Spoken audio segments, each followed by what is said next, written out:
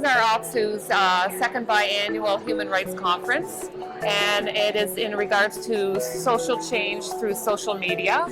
And our goals in this conference particularly are to help our members be understanding of how they can bring out human rights issues through social media.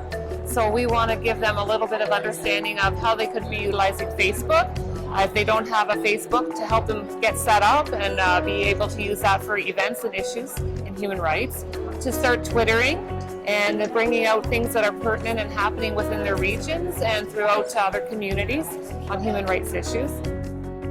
Well, the subject of the conference is social change through social media, and if we look what's going on around the world with social media, the huge impact that it can have. If you look at, Arab Spring, you look what's going on in Egypt, in Syria right now. So social media, I don't believe we know how valuable it can be, and all I know is that it really is valuable. So that's why I say I like the theme of the conference, and I hope that we can embrace it. As a union, we're doing more and more. We're getting the social media more and more. In my experience, anyways, as a journalist, social media has had a huge impact on the advocacy really for human rights, and that's because I think it's amplified a lot of the voices of people who are agitating and fighting for greater human rights in places where there hasn't been a lot of freedom of expression. Social media alone can't change the world.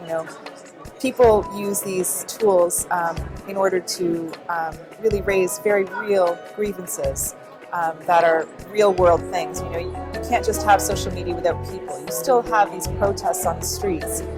But I think that what social media does is it connects people in a way that really they haven't been in the past and in new ways. And so it really, I think, allows those connections to take place all around the world.